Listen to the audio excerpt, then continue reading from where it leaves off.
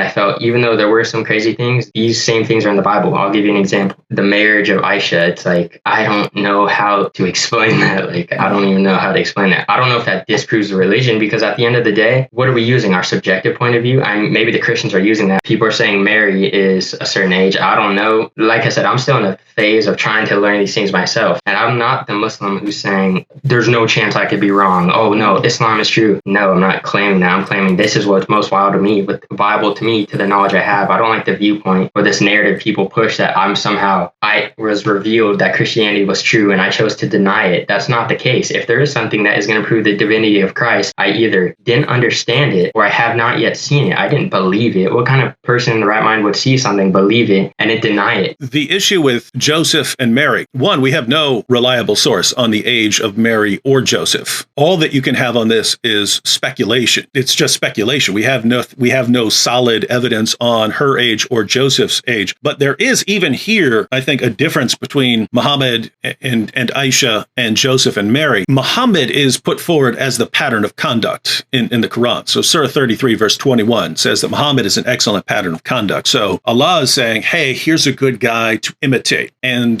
so, I'm very sympathetic to looking back to generations, especially 1,000 years ago, 1,500 years ago, 2,000 years ago, and saying, hey, maybe we shouldn't judge them according to the same standard we have today. Right. But if someone is put forward as, here's a pattern of conduct for people to imitate, there you have to say, okay, well, we need to vet this guy here pretty closely. So Muhammad in Islam is very central, and he's put forward as the pattern of conduct to imitate. Joseph is not. It doesn't affect Christianity. Jesus is the one. Jesus is the one we're supposed to imitate. And so I think we're kind of on the same page on a lot of these things. On the issue of violence, let me go and give you kind of my perspective on why I don't think Christianity and Islam are in the same realm here.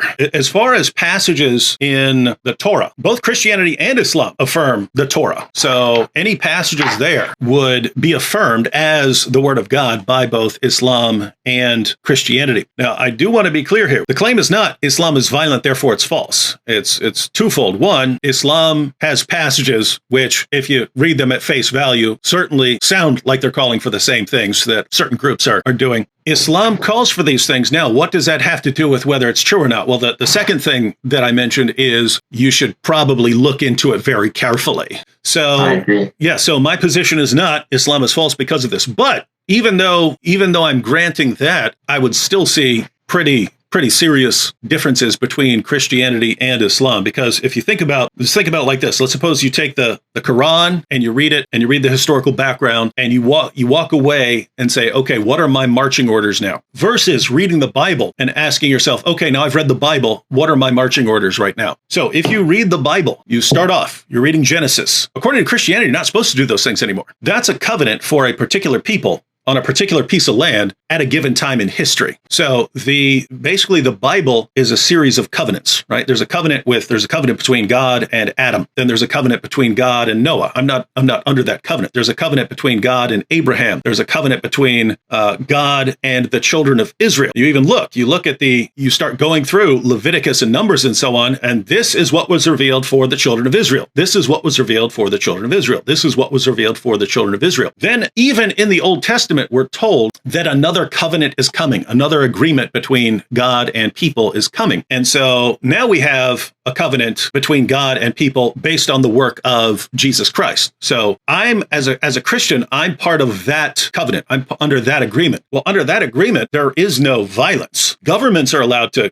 carry out laws and so on. The harshest penalty that a Christian could carry out as a Christian, as part of the church, was excommunication. That was the harshest punishment. That's the harshest New Testament punishment. You're excommunicated. You're not part of the church anymore. That's the harshest thing you can do. Again, governments are allowed to, to enforce laws and things like that. The Christian covenant has nothing to do with being tied to a particular piece of land, and there's no violence that is part of Christianity. And so the final marching orders for a Christian are things like love your enemy, pray for those who persecute you, do good, honor people.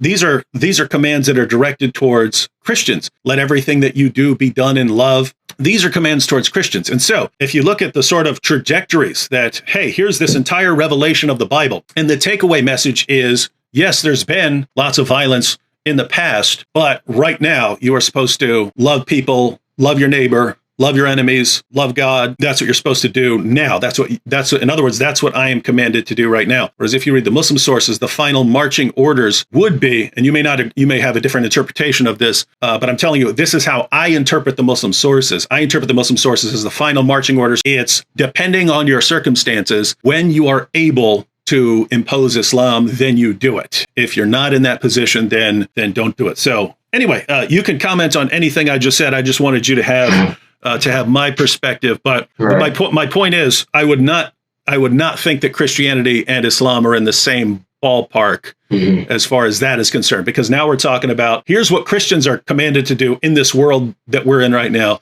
and here's what Muslims are commanded to do in this world that we're in right now, and they're commanded to do very, very, very, very different things. Right. Yeah. Well, as far as the verses go, I guess it is up for interpretation. I mean, of course, the Muslims are not going to be saying, yeah, we agree. I mean, I think the best thing for me was the Trinity, because the Trinity does two things. One of the main problems I have was actually saying, okay, is it Islam or is it Judaism that's true? Believing in a monotheistic God, not a triune God, I thought, okay, it has to be one of these, Abrahamic faiths, not Christianity, when I ruled it out at the time. And then I wanted to get into Aisha thing real quick, too. I don't like the inconsistency of, well, she was mature for her age. Okay, let's just break that down. Our 9-year-olds now are not the 9-year-olds back then, hypothetically. Let's take the Islamic viewpoint. Well, hypothetically, do you know how old he was when it was 60? He was in his 50s. Okay, 50s. Mm-hmm. So by that same logic, let's say she was 9, and by today's standards, she would be looked at as 19. Well, let's take that same thing. That would make Muhammad then also older, because the age isn't what we see today. Mm-hmm. So I'm like, why is no one saying this? And I've not seen this anywhere. And I'm like, that would make it still just as bad. Yeah, so I thought, by that same logic, you are now, again, doing another disservice in these types of things by now saying, okay, well, now Muhammad was 60. But I guess that's more justifiable as opposed to a 9-year-old. It's been pointed out, even by Jewish scholars, that prior to about 200 AD, it was very common in Judaism to believe that there was some sort of plurality of persons within the one God. Their reasons for that were based on the Old Testament. And so this was it wasn't until about 200 AD, Jewish rabbis and so on began deliberately setting themselves apart from Christians, right? They wanted to deliberately say, we are opposed to the Christian theology here. And they did that by going into a more one person, a unipersonal deity. Up till that point, very common. So at the time of Jesus, at the time of his Jewish disciples and so on, very common. And you even have the Jews are showing in their commentaries that they're interpreting these passages as indicating, in effect, that you have God, you have the Word of God, who is also God, and you have the Spirit of God, who is also God.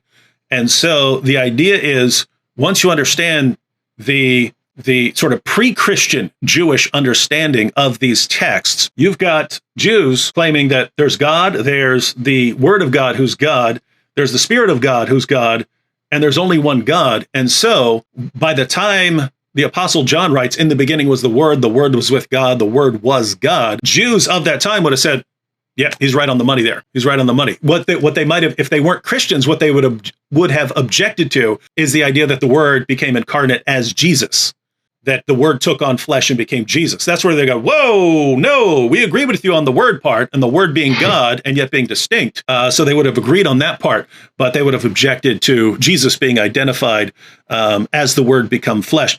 But again, you can check those out. I'm not gonna have a discussion on it right now because you're not familiar with those.